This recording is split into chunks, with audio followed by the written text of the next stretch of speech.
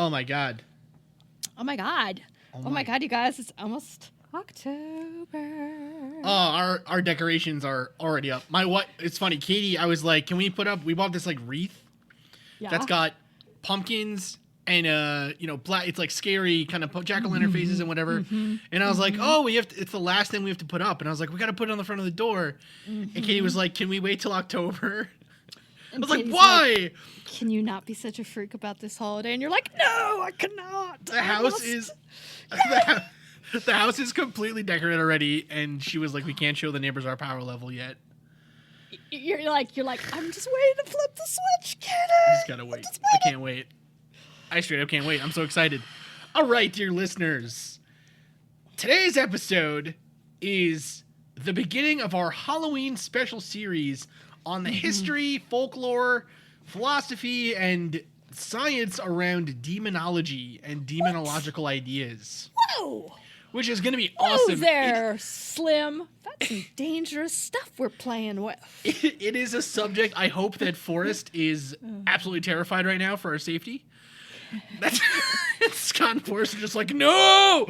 I have a feeling they're pretty much like that all the time anyways with us. They definitely are. They're always at least slightly worried about us. Yeah, with the earthly realm in us. Generally. Yeah, it's pretty rough. I mean, we're not exactly the safest. So it's all in the name of science. That's true. That is absolutely true. So before we delve into this episode here, I wanted to give a quick shout out to one of my favorite podcasts, the Breaking Math podcast. So Breaking Math is seriously so good. If you are someone who didn't like mathematics in school, but now likes science, likes, sci-fi, all that kind of stuff, Breaking Math is definitely for you. And so Gabriel, one of the hosts, gave us some quick 5 facts about black holes. Loving it. That they got while researching for their subject or their series on black holes called Into the Abyss. So, all right, here they are, Marie. You ready? I'm ready. Lay it on me. Okay, number one. The idea of black holes goes back into the 1700s, where it was hypothesized that objects could be so massive in this universe that light can't even escape them. Light can't even escape them. Isn't that crazy, though? The 1700s, the first... Like, when we think of black holes, I think we tend to think about kind of Stephen Hawking and... Right? The 1700s. Okay. Were they called black holes, or were they called something else? It's like... They thought of something else. It's like you're psychic and reading my mind. It's like I am. They used to be called dark stars. And in fact, the term black hole was thought to be too scandalous to be used. Really? Which is hilarious. Dark Star, I think, is a Bowie album. Yeah, it is. Nice. So black That's all holes. I got. And it's a Bowie album, y'all. It's so good. I think it was his last Bowie album. I think it was his last album. I think so, yeah. All right. Okay. Black holes are said to have hair. And that's funny. Like David Bowie. Yeah, the message he sent me was black holes have hair, and then in parentheses, ha ha ha. What are we, in high school still? There's 3 ways that their surfaces are described. They used to be thought of as having no hair, or in other words, they were perfectly smooth and featureless. However, it's been proven that due to the fact that they have very high entropy, that they're not smooth at all. They actually have quite a bit of disturbance on the surface. Which is interesting. Okay, this one is hilarious. You should also describe what hair is in a black, in that term, in that context. Well, if you want to find out, go listen to the Breaking Math podcast, Marie. Oh, that's true. All right. Okay. All right. Number 3. No, number 4. Number 4. Number 4. Oh, sorry. Okay. Black holes emit radiation. Even though they take in radiation, they actually do emit radiation as well. So this type of radiation is named after Stephen Hawking. And what occurs is the virtual particles literally pop into existence in pairs near the event horizon. When that occurs, one virtual particle can fall into the black hole while the other one will actually escape. That is some crazy stuff. The event horizon is crazy stuff. Yeah. And so when it escapes, it's never annihilated by its twin, which usually is what occurs with virtual particles in the vacuum of empty space with a net energy of 0. And any good sci-fi, including Star Trek. You 100%. have your evil twin. Always have your evil twin out there, and it's got to go T. And that's the hair. And that's the hair. That's the hair. Evil twin goatee. Except in this round, this reality, you're the one with the goatee. So you are said evil twin. And somewhere out there is good Chris. And so these virtual particles are known as Hawking radiation. Murray, I consumed good Chris in the womb. Okay. And then number 5. It is proven that black holes will eventually evaporate. Aw. And they say that really? that's not even the weirdest part of that fact. So Strange. Like that seems like they would have too much energy to evaporate. Honestly, black holes are a complete mystery to me. It's why I leave it to guys that are way smarter than me, and that's the folks over at Breaking Math. Yes. If you like their podcast, if you like those facts, if you like that kind of stuff, if you really like the hard, you're listening to our show and you're like, man, I wish these guys would shut up about demons and aliens and get back to the science. They need to be wonkier, people. Then you need to get on a Breaking Math. It is so good. Go listen, and it's run by a couple of great folks and just a wonderful show team all around. Breaking Math podcast, check it out.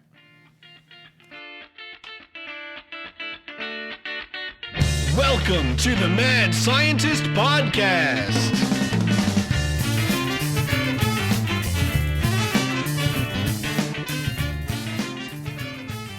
Demons. Is that what you're bringing? That's what's so hardcore. Demons. Demons. Okay. Demons. So a little bit of flavor text or flavor info for the listeners here. Oh God. Demonology is seriously my favorite paranormal topic by far. It is the one that I have had the longest fascination with. Like, I like UFOs. I think UFOs are probably the most likely to fine. exist. They're okay. Yeah, they're whatevs. Whatevs. UFOs. Demonology, I absolutely do not think exists at all, but I find it fascinating. I think it is. It's so intricate and compelling, and all of the stories and all of the mythology and folklore around it are so deep and interesting. And they scared me so much as a kid that I am so drawn to it today as an adult. Yeah, it terrified is me as a that kid. why? Because it's sort of demonology, when you put it like that, is almost like any other mythology. Like, you could study Greek myths, or you could study, just so stories in the same way, and they don't have the same lure and the same sort of fascination as demonology does for you, is what I would guess. No, is it because you were scared as a kid because of it? I think it's I think it is because I was so frightened as a kid. When I was a little kid, I was weirdly religious as a little kid. Aww. And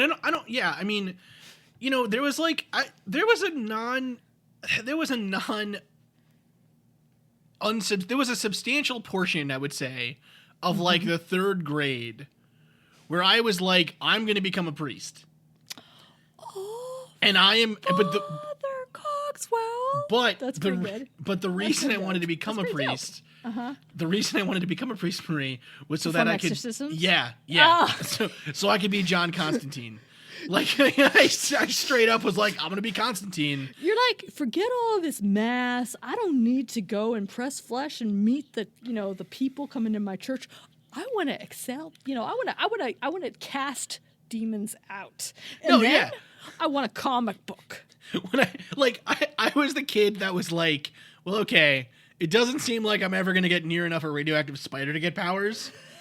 But if my mom seems to believe this church stuff, so maybe I can get powers that way. So I'm doubling down. Right. And then when that kind of fell through and I was like, man, there's a lot of work there, and it doesn't seem like anyone's got any real powers, I was like, I'll just defer back to science and go the Iron Man route maybe. So kind of the history of Chris as a superhero or supervillain, depending on how the cards, how the dice roll. That's some good stuff. Anyways, that's some good stuff. Yeah, so I do think it really does compel me more to learn about it and read about it, because it scared me so badly as a kid that I was certain that this stuff was real. I was so certain that it's one toe out of line. I was so afraid about what was it that made someone get possessed by a demon. Like, legitimately now, that was like Like, No, I'm just giggling because I now- love that. That's awesome. You're all like, everyone else was like, well, do you believe in Santa Claus? And you're like, forget Santa, man. Here's my worries. Here's my Right. concern, people. What about Possession. Beelzebub? Like, Yeah. everyone's like, oh. So All the other second graders are crying. Keep going. Yeah, absolutely. So I mean, so really, if you were to come to my house and look at kind of the books that I have, there's a good portion of like science books and whatever and all that other stuff, but there's a pretty large section that's like Christian mythology, demon folklore, devil folklore, angel folklore, stuff like that. It's because fascinating. I find it so interesting. Yeah. Now, Marie, Yeah. you were telling me that you kind of had a funny, you had kind of a funny relation to this too when someone in your family found out you were researching this. Oh, well, yeah. Well, I mean, yeah. So the husband he's not happy with any of this, right? He doesn't necessarily. And it's like, here's the thing. I'm so sorry. No, sorry. He's like only 50-50 with podcasting to begin with in some ways. Right, No, I'm teasing. right. He's 100%. He loves it. But so we are not necessarily a practicing religious family. And I think I myself was not, kind of raised religious with any type of one way or the other. He himself, his mom and his dad divorced, but they kind of lapsed Catholic. Sure. And so I feel like when you kind of get Catholicism, you start to mainline any of that Catholicism, you have a more of a focus or sort of a tie-in to the myth, the legend. Even if you are not practicing, you kind of have more of a story around things like that. Do you know what I mean? I feel like you can, Episcopalian, born again, Judaism, you start to get more stories and more myths and legend, but like the Catholic Church is just, they are really good with like building a narrative, building a story, creating a characters that are kind of, The Exorcist, The Nun, most recently, all these sort of, really easily identifiable horror, scary as all get out characters. But yeah, so Paul's like, seriously, are you guys like, how long are you going to be doing this whole thing on demonology? And I'm like, I don't know, a couple months. It's like, Chris's entire life. Chris is, yeah. I'm like, we're going to have to go and dig Chris out. But like, even in college, like I took a whole was it like it was a year-long class on the representation of devil in the arts, right? Like, so you have the devil in music, you have the devil represented in literature, and what does that mean? And in actual art, painted art, all the way up to like modern post-modernity, and it was like fascinating to me. So I think there is something that's really intuitive and interesting to people about the idea of what something that's bad or something that is the opposite of what is the common norm, and what does that opposition or that adversary represent, and why is that so alluring even to this day, even though we all know better, right? Even though it's very binary and it can be very constricting, like that whole thing I think to people is very like, ooh, that's some good stuff. And it brought us metal, right?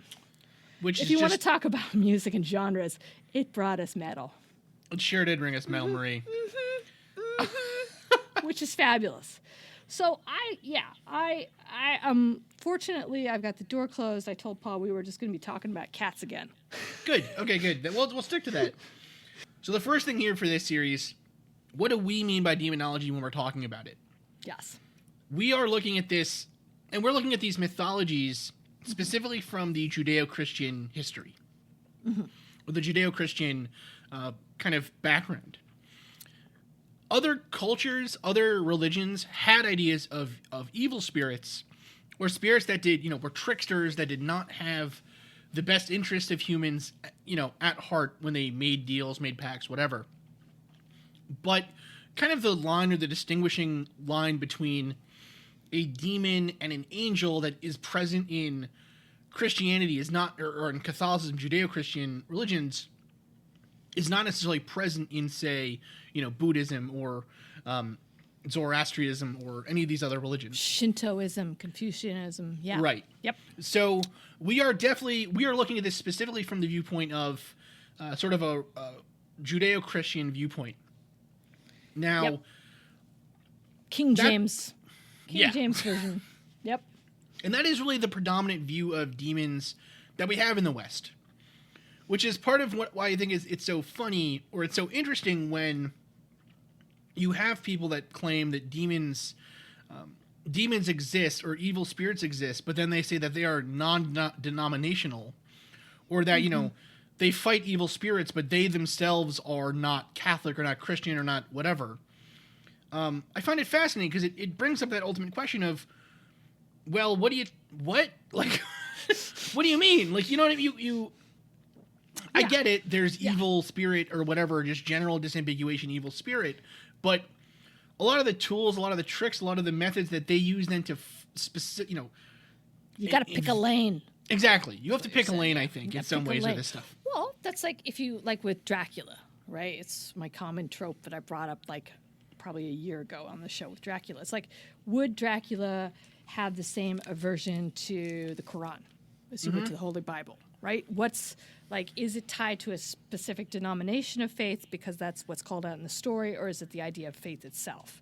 Right. So just for the sake of the fact that, October, at least how I look at it, is only a month long, Chris notwithstanding, it's like 90 days in Chris's world, but we're just going to try and focus in for the next calendar month on a smaller, more commonly commercialized, and more commonly, I would say, socialized idea of demonology. Is that fair? I think, yeah. I think it is important to kind of focus ourselves. Now, hopefully we will someday get to things like, say, the jinn or genies. We'll get to things like the kind of darker spirits in, Buddhist or Shinto or these other kind of religions. But for now, it's Judeo-Christian. Okay. So. Okay. The beginnings of demons, if you look really at the earliest kind of records of something like a monotheism, or really just any religion generally, there really wasn't a distinction between a good spirit and an evil spirit, or a good god and a bad god. There were gods were almost ambiguous to the doings of humans or what effect they had on human lives. There was a god that maybe was in charge of, say, storms on the water or something. But that might be the same god that was in charge of, say, rains that brought crops, and brought food to your civilization. Yeah. So there was this kind of dichotomy between them. And it was only until later with monotheism that they were really split apart into, say, a definite evil and a definite good. Right? And so kind of, I think the example, or a good example of that kind of idea, would be, say, like the personification of the Lord of the Dead in religions like, say, ancient Greek or Roman, right? Yeah, and like Greek and Roman religion or gods were very human in their appetite and their behavior as well. Right. Like they were very motivated by and being with people. So their idea of good or evil was not necessarily as, I don't know, I want to say as like broad reaching or as epic as sort of what a monotheocratic god is. Like Zeus did not, even though he was, the king of the gods or the all-father of the gods for the Greek religion, was not necessarily good or bad. He was just sort of an old white dude with a beard. Right. Well, knocked up a lot of chicks. Right. Well, I think the distinction is that not everything Zeus did was by definition good. Yes. That's right. True. Good and evil existed outside of Zeus's personification or ideals. Whereas with monotheism, everything that God did by definition is the good. Yes. And so that's where you get this idea of, God brings a tornado to your town. Well, there must have been a reason. And you shouldn't question that reason. That's where we get this idea of things like, say, the book of Job, where, God is testing you with hardships that may seem like evils to you, but are actually ways to strengthen your spirit or whatever. Yes, I'm as poor as Job, but I have not his patience. Right. So what's interesting, though, is as kind of monotheism, specifically Judaism, started and really started to grow and spread and become dominant in its region, its geographical region, in order to bring in new converts, in order to bring in new people, and this is true of Christianity as well, of course, in order to bring in new people, especially with Christianity, you still had to leave the fun in. You know, so you had these celebrations, like, say, the Yuletide celebration. Yeah, where, you have to reappropriate this stuff somehow, right? Right. You can't just ignore it. Right, and so you didn't want to basically take over a civilization and then make everything that civilization did evil, right? You wanted to try to incorporate the good things. Total low adopter rate on that.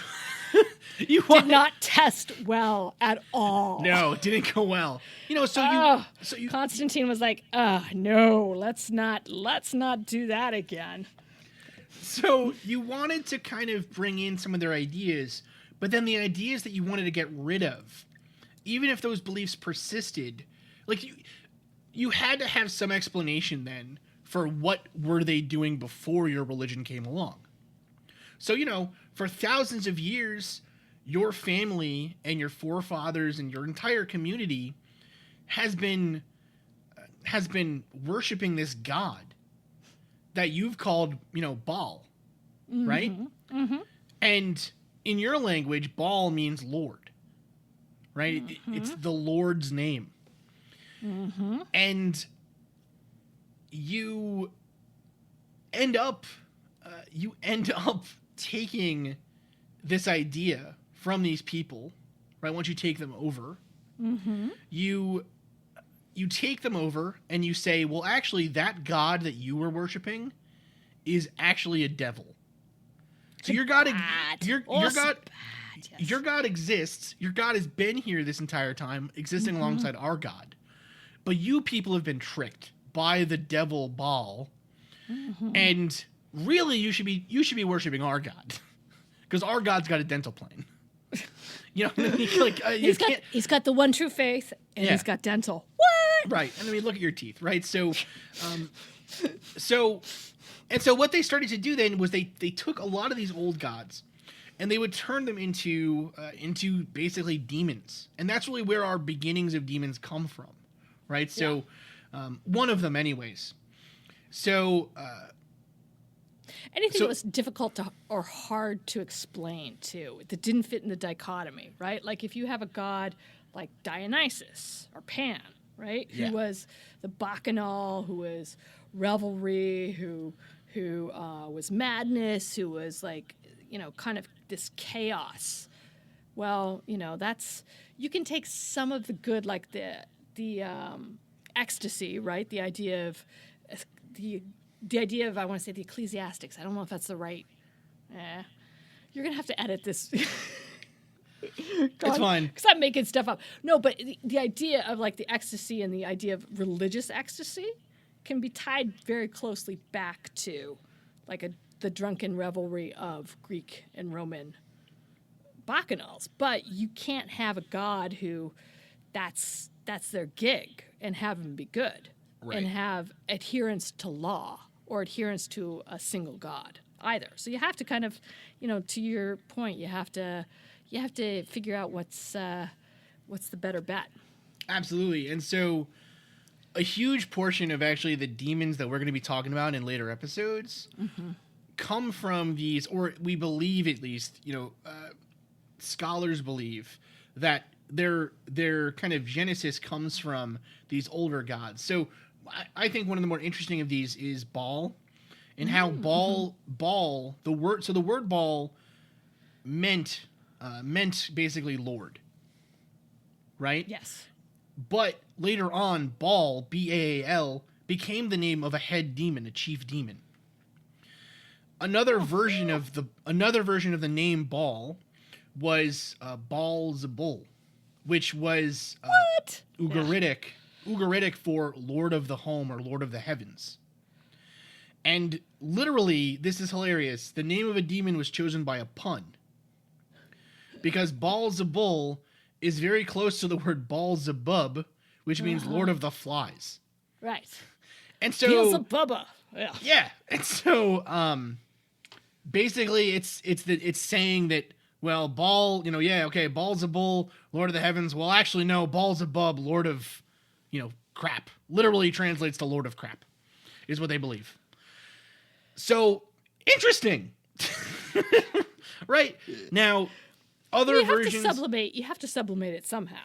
You do. Right? And if you're a conquering religion, you gotta figure out something to do with it. Yeah. And so Not that that's good. not that conquering is good. Please don't conquer. Not that conquering folks. and trying to sublimate others with religious tendencies is a good thing, because it's not. Right. It's not. So that's one pathway. Let's keep our hands to ourselves, people. That's one pathway whereby these older spirits became kind of evil, became demons.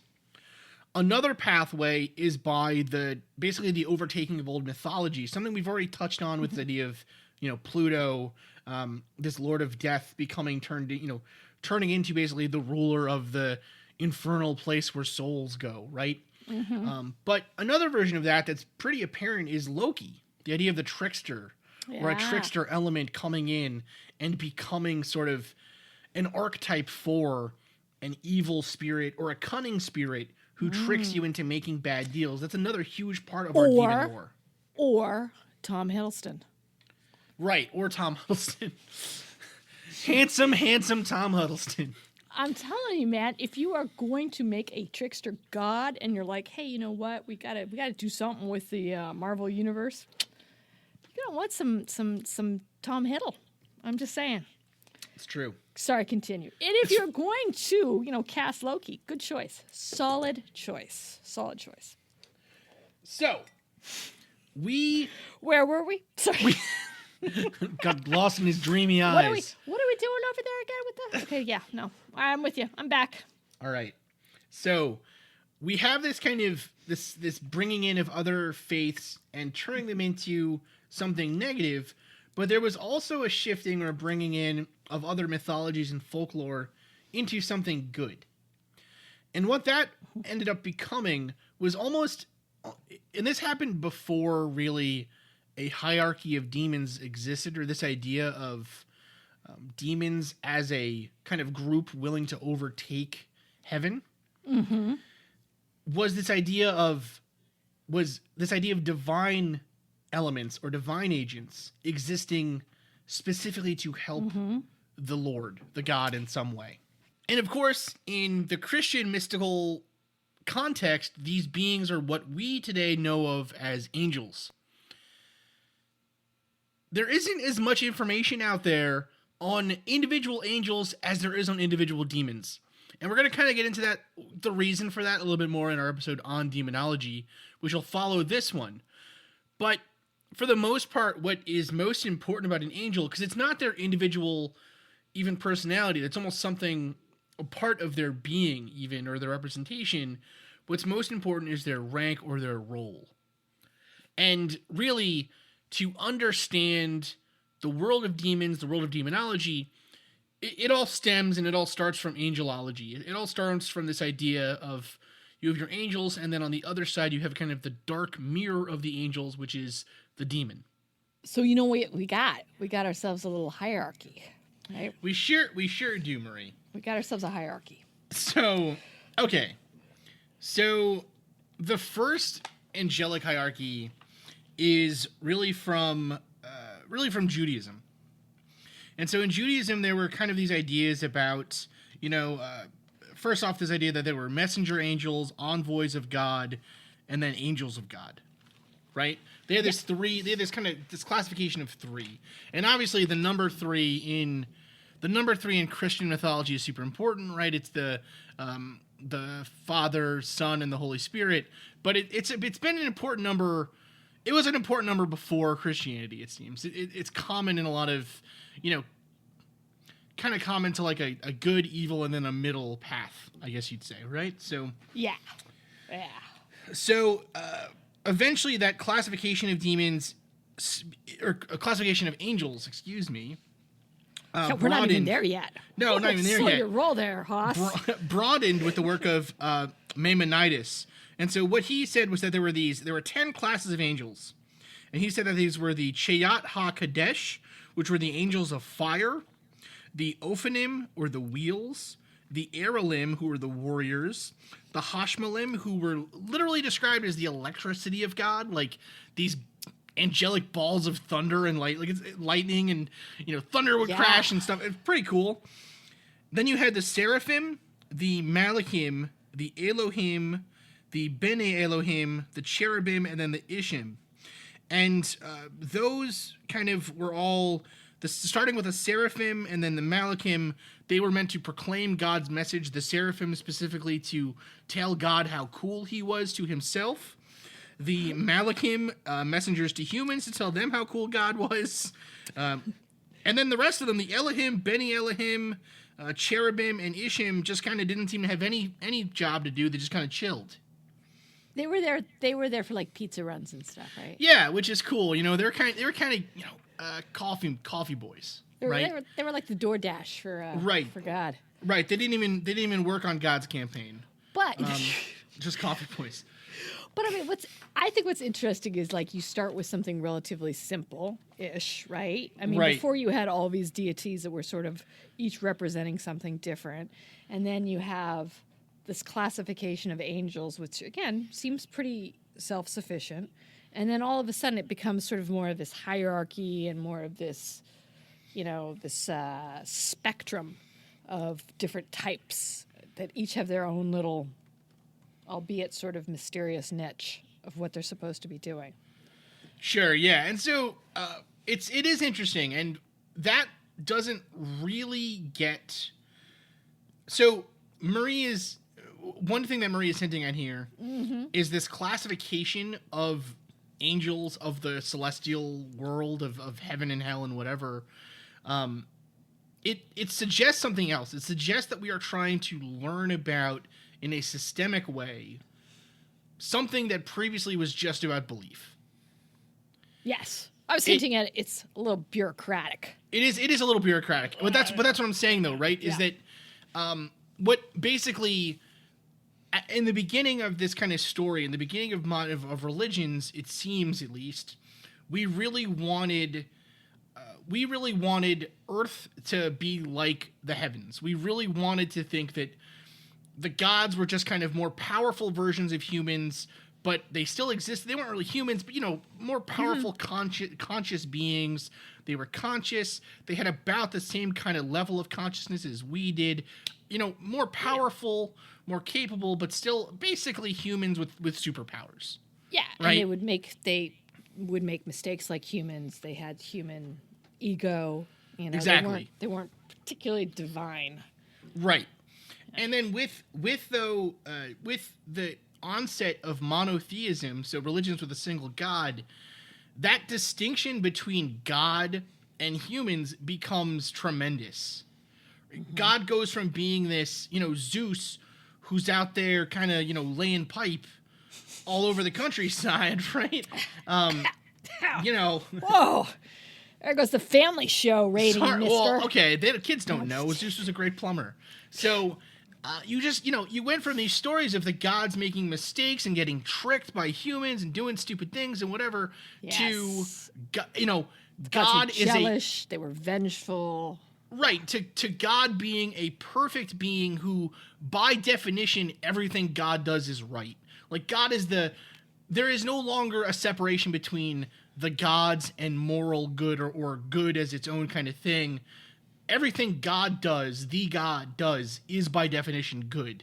And if it seems bad to you, you just can't understand it. Yep. It's part of the bigger plan. And with you that, cannot fathom. Yep. With that distinction between God and man, there was you can just imagine, you went from having this God that you could just kind of go down to, the gods of like the Greco-Roman world, or the gods of Egypt, or the gods of, any of these other areas. You had a connection to. You could go speak to a priest and you could summon them. You could conjure them and do things. And there was a chance that they would come down and mess with you. What? And the stories around them, or the parables, the fables around them were just really, they were relatable, right? Because they were Right. teachings.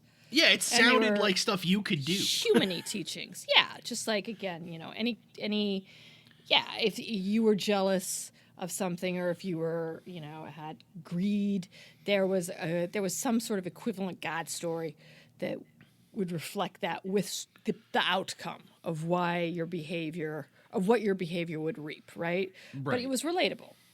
Yeah, and so the part of we this imagine as such, yes. Right. But so I think that part of that bureaucracy then that you're kind of hinting at is more about making, so God is no longer relatable, but his agents could be.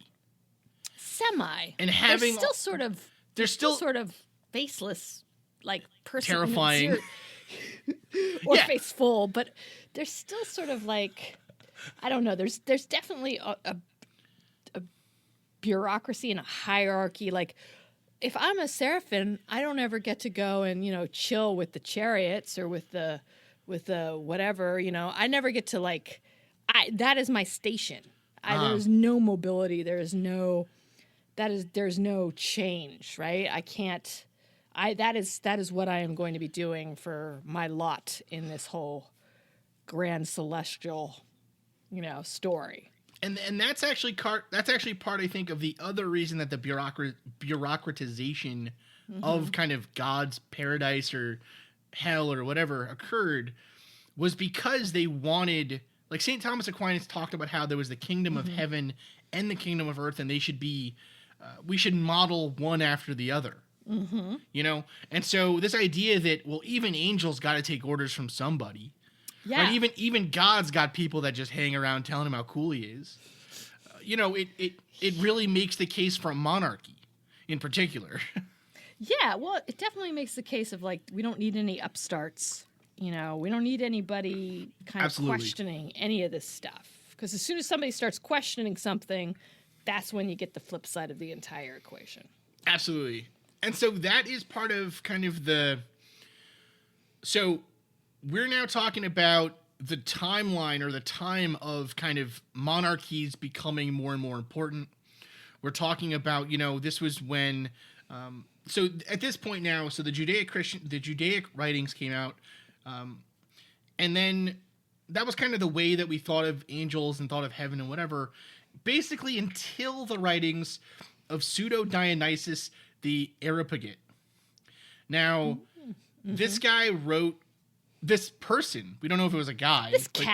This person wrote a series of works known as the Corpus Dionysiacum, also known as the Corpus Areopagitissimum, but that, I don't know where Areopagite is, but I wouldn't want to have to explain it to a pizza delivery guy. But anyway, so they're called Dionysian. We have angels for that. Right, they're called the Dionysian writings, and he was writing somewhere around sort of the 5th to 6th centuries, and his work are really where we get the beginnings of kind of the Christian idea of how heaven was laid out, how the bureaucracy of angels existed, and this was coming about during the Middle Ages. So this was a time period where you had, monarchies throughout the world, or throughout the European world at least, which is, again, where this series is kind of focusing. You had, you also, though, had the idea of naturalism starting to become more prevalent. The idea of, to understand the natural world, we had to study it. We had to classify it. We had to put it into its own domains. And so theologians were thinking along the same lines, because a lot of the times the theologians were, in fact, the naturalists, were the scientists doing that kind of work. Was, well, if we can categorize the way that things happen on Earth, what if we look back through the Bible, look back through these texts of religious teachings to pick apart ways that we can actually classify the heavenly nature as well. And so Pseudo-Dionysius, in his book De Celestia Hierarchia, or the Celestial Hierarchy, came up with this idea of the spheres of angels, and also kind of the dominions of demons, and specifically had 3 spheres of being, and then within those 3 spheres were 3 kind of levels of angels.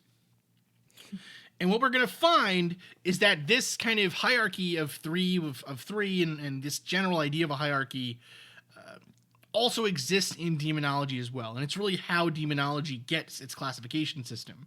Because the thought being, if angels or if demons are simply, in some ways, angels that have fallen, then why wouldn't they continue to hold their ranks?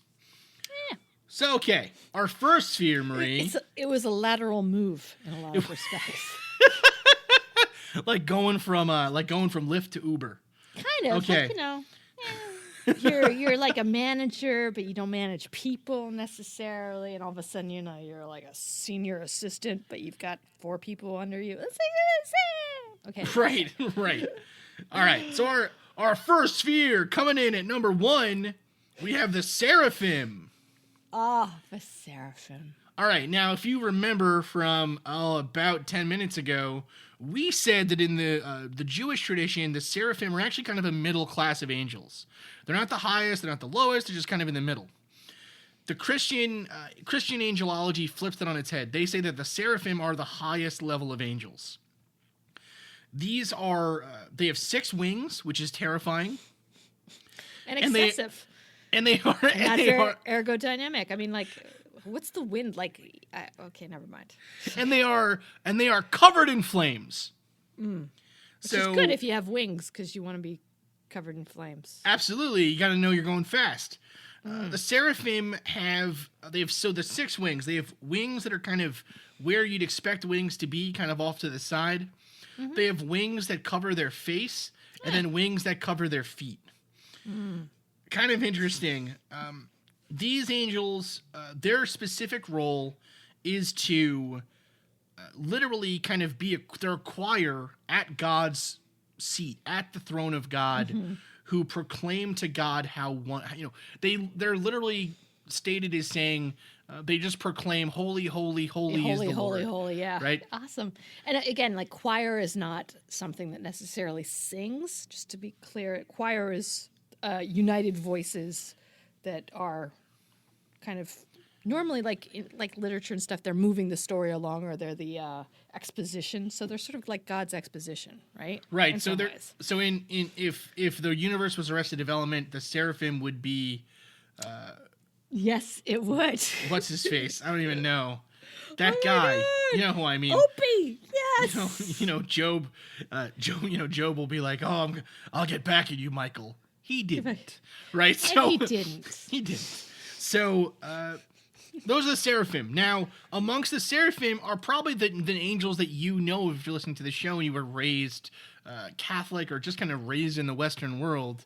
This is where the archangels exist. The capital A, so the head angels. Yes. This is where they exist. Now, it's going to get a little confusing because later on we're going to talk about archangels, which is just kind of it just means second level of angels, basically. They're like the angels above the angels. Right, lowercase a. But in the Seraphim are the 6 angels, 4 of which you probably know the names of. Those are Raphael, Uriel, Gabriel, and Michael. Yes. Okay. So the Seraphim also then are the ones that Beatles. They kind of do God's most important work. There's 2 of them that we don't know the names of. I assume those are Shemp and This one and that one. I don't know another name of a famous trio that had a 4th member that they didn't name, but Shemp and Shempy. Those are the 2 other angels. Harpo and Shemp. Harpo, Groucho. What was the other ones? Oh, Jesus. Harpo, literally. We don't know, Marie. All right, we don't know. We don't. That's know. why. That's why. Okay. The It's got next some very level. deep roots, people. The next level of angels are the cherubim. The cherubim. Now, when you think of a cherub, Marie, what do you think of? I think of a cute little fat baby with rosy cheeks and tiny little wings that Right. should not be able to fly. No. Yep. Okay. Now, this is how they are actually described in angelology. Ready? Let's just we're gonna put these side by side, listeners. I want you to see if you can pick out which one is the which one is which. So we got cute babies on one side. Okay. The cherubim are described as having 4 faces: that of a man, an ox, a lion, and an eagle. They then have a number of conjoined wings, sometimes shown as 4, sometimes shown as 6. The wings are covered in eyeballs. They guard the way to the tree of life and the throne of God.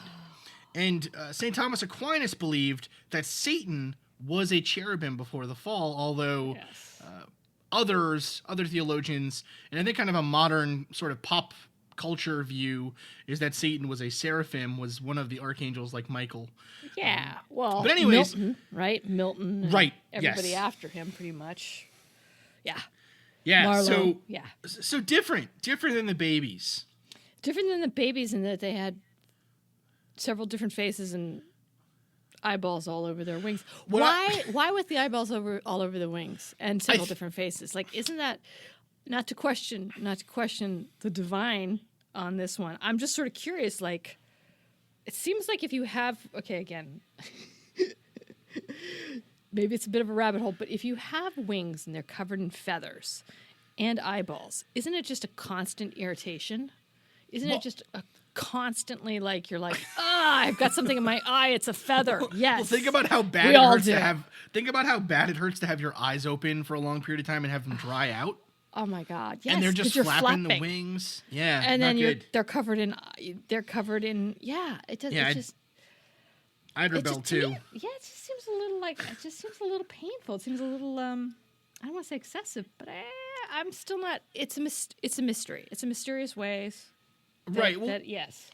What's fascinating about this, though, because I don't know how you feel about this view, Marie, but this idea is out there in kind of the weird internet, let's say, sweet, where there's this idea that angels are actually, aliens, and so are demons, right? Demons are angels, and aliens are. Still, they're all the same thing. Why would they have eyes all over? Okay. Keep going. So I think the argument would be that they are. It's like a H.P. Lovecraft almost like.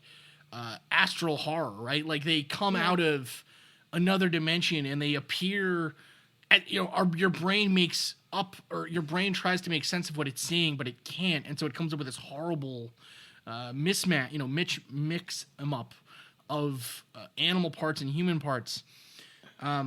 Which should terrify you and not just make you want to go get some Visine for it. I mean, do you know what I mean? It's like, yeah, I think the idea of the eyes is that they're supposed to be kind of watchers, like they're supposed to be guards. No, I'm down with the symbolism. I love it. It's just like it makes strange. No sense. It just makes no sense.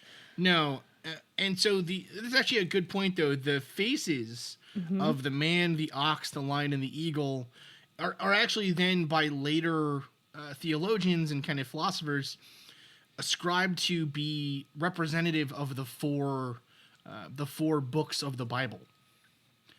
Okay. Even though there were a bunch before, right? Matthew, like I don't Mark, know, maybe Luke, John. Right, exactly. And so that's the man, ox, lion, and eagle are supposed to be representative of those four apostles. Right, or those four writers. I guess not really apostles, but you know what I'm saying. They were apostles, yeah. But that was the book of the. Well, yeah. Right. So maybe Enoch is one of the eyes, and Tobit is another eye. Dude. They're apocryphal books. I don't know. Okay. What's up with that? Okay.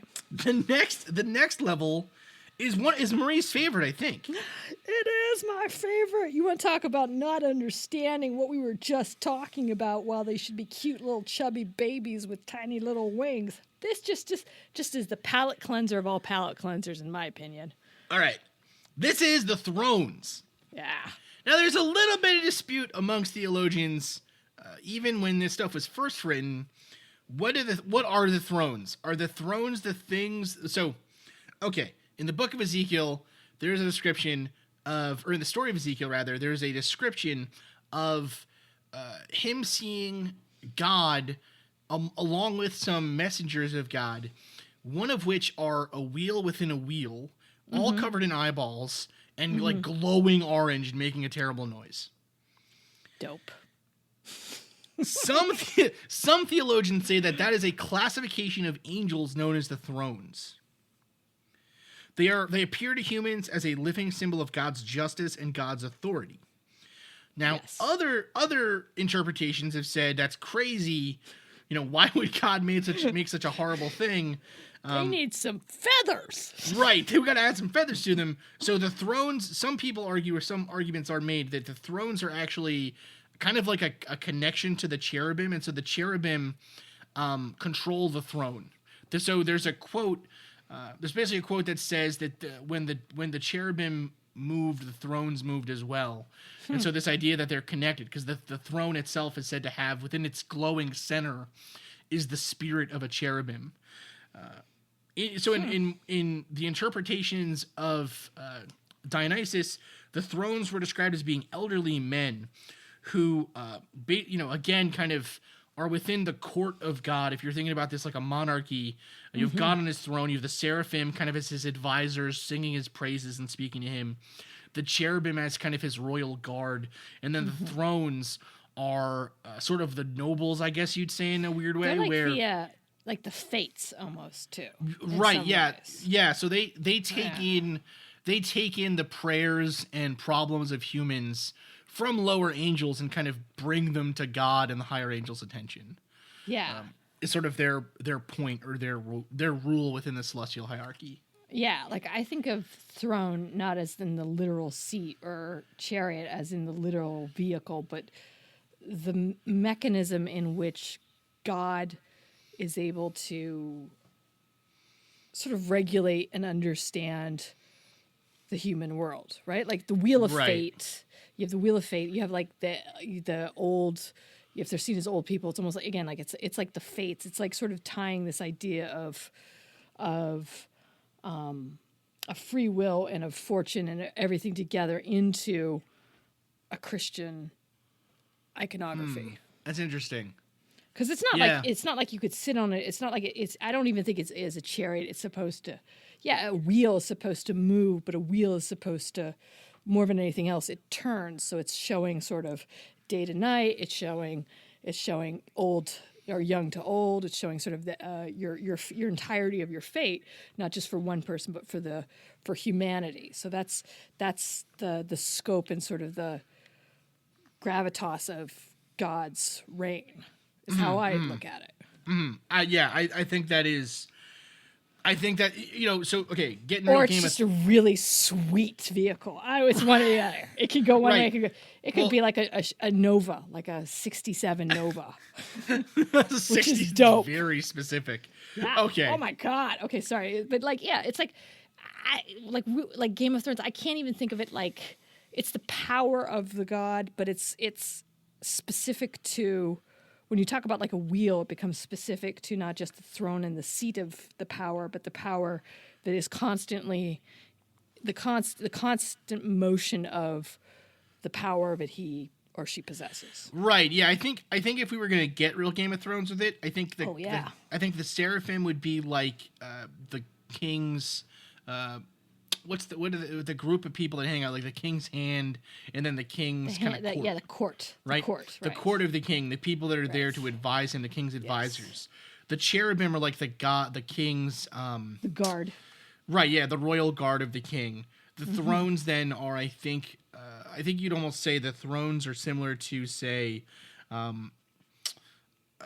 I don't know, maybe Littlefinger and the Magi and the magistrates and like those, again, kind of lesser people that are still close to the king, that are still close to the head rulers and everything, but who are their primary role is to take in the problems of the kind of the people and bring them to the Lord.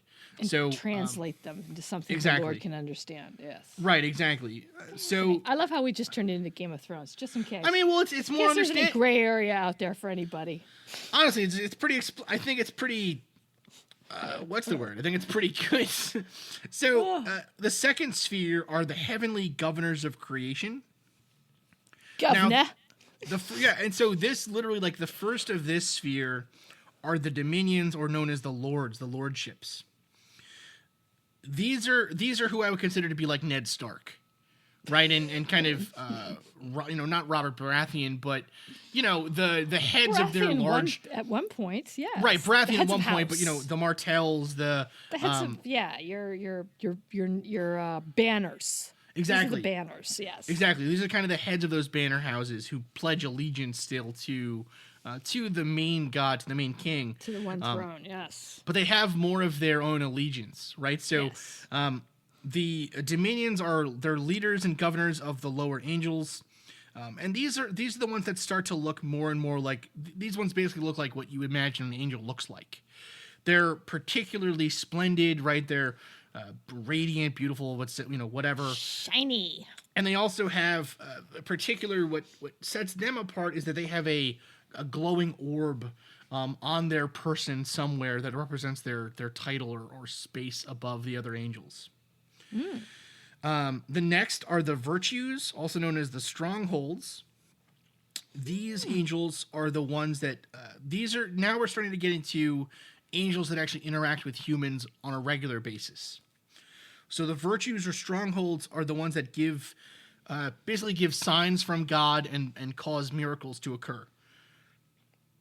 So these kind of, again, we gone from the seraphim, who you would very rarely, if ever, see, even in a millennia, to the virtues or strongholds, who, once every 20 years, maybe, right? For some people, maybe they more. Show up in a piece of toast. Right. These are the ones that are burning the toast. Well, yeah, there's the Virgin Mary in a piece of toast or whatever it is. Right. It's like that. Those are kind of like they witness the miracles kind of thing. Right. One of the angels got hit on the head by someone's scepter and is like, toast. Okay. The next one are the powers. Oh, dude, we're going straight to hell. Sorry. I'm telling you. The next level are the powers, also known as the authorities. And these are the ones that, like... The authorities. It goes from... okay, so we're going to get to this in the end, but the powers and authorities, they have a number of different jobs. These are the kind of like these are the workhorses of the angel classes. Right, and this is really where it starts to go from, say, a more noble kind of, you can think the seraphim or the cherubim probably have very soft hands because they don't work out in the field a lot. But the powers or authorities, doing heavy lifting. Yeah. Right, the powers or authorities are the ones that are really getting out there, right? So their jobs are numerous, like I said, but so move the planets and stars. So they're in charge of keeping the firmament kind of moving and keeping order on the planet. Labor. They were also a warrior class. So not only are they in charge of kind of keeping the order on Earth, but literally keeping the balance of good and evil kind of in place, right? So these are the ones that, fight demons or dark spirits regularly. And they're also meant to be keepers of historical records. They are the bearers of conscience. And they also are in charge of kind of distributing power to mankind, but in a general sense, kind of like, mankind moves all at once kind of stuff. So so interesting. They're so different. And do one of these authorities ever get to be like, hey, you know what? I'm done moving planets for a little while. I'd like to put in for a transfer. No. And move over and be like, I don't know, maybe it'd be kind of cool to hang out and just, chat with the other angels and God and be like, hey guys, so I saw something really good on Netflix. I never get to talk about that. Like, do they ever does that ever happen? I never get to talk about Luke Cage. I never get to talk about how the Marvel universe is doing in a smaller platform, and it's interesting. It's doing great. It's doing wonderfully. It's doing pretty good. No, so actually, it's funny. The powers or the authorities are said to have never. There's never supposed to have been a power or authority who has ever fallen from grace. There are no demons who were ever powers or authorities. Right, because they are the power and the authority of God. So if you think about literally, if a power and authority of God falls, that's sort of the straw man argument that's now not going to hold. Yeah. Right? I would say that this is namby-pamby, soft-handed archangel, maybe take everything down through his, questioning and weakness of spirit, but not the power and the authority. No, absolutely not. So I would say again, it's kind of and they're busy doing stuff. That's the other thing. They're kind so of busy running the place. All right, they're too busy to question God's authority.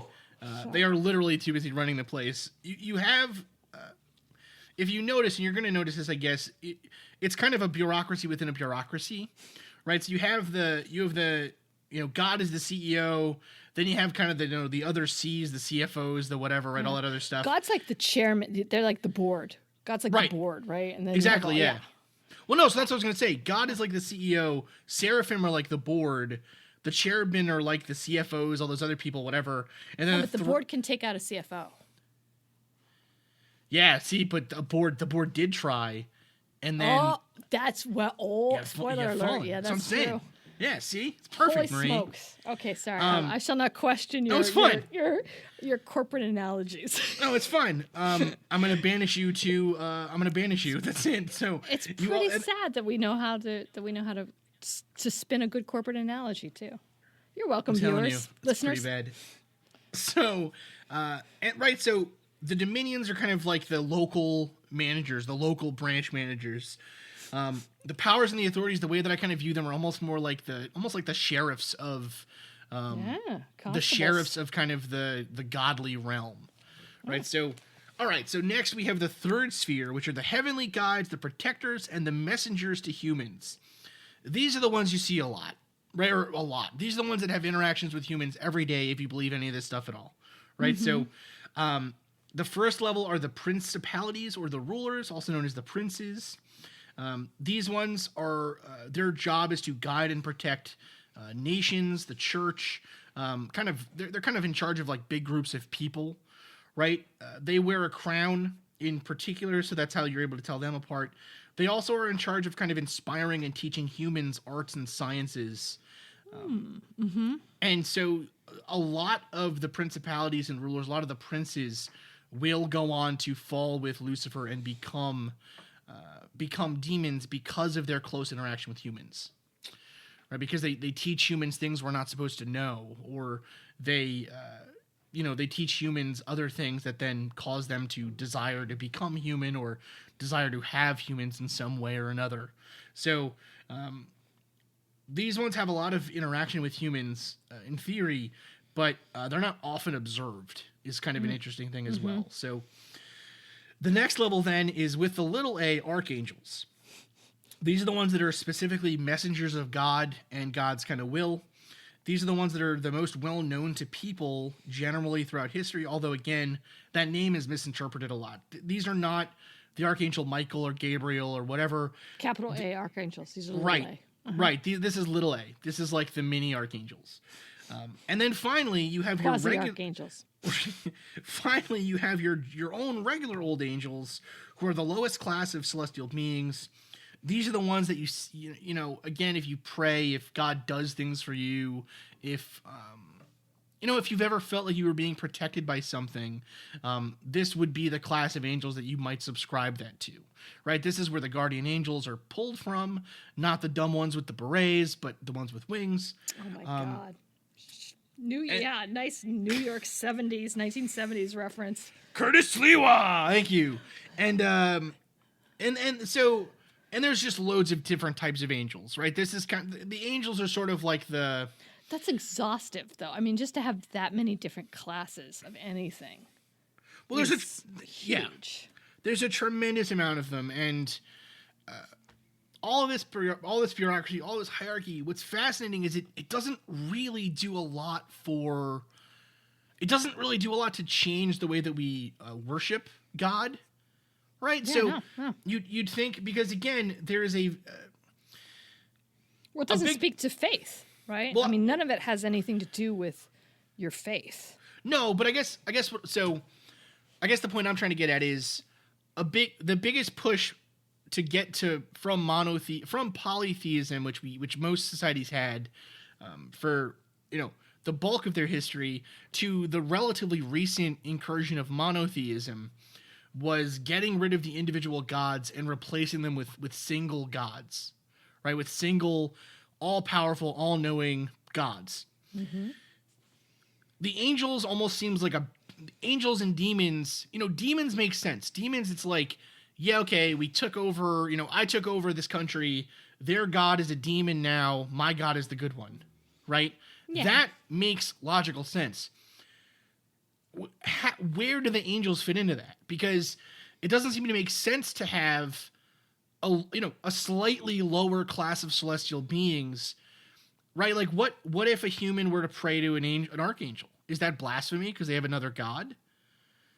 What does it mean to have, right? So there's this there's this question. And so when these stories of angels really started to become popularized and this idea of angels came about, theologians had to scramble almost to put angels in their place in some way. Right? And to say, like, no, they are not as great as God. And in fact, the thought that an angel could be as good as God is going to become the most ultimate sin that any being in the universe could commit. And that is where we are going to pick up next episode, Marie. Excellent.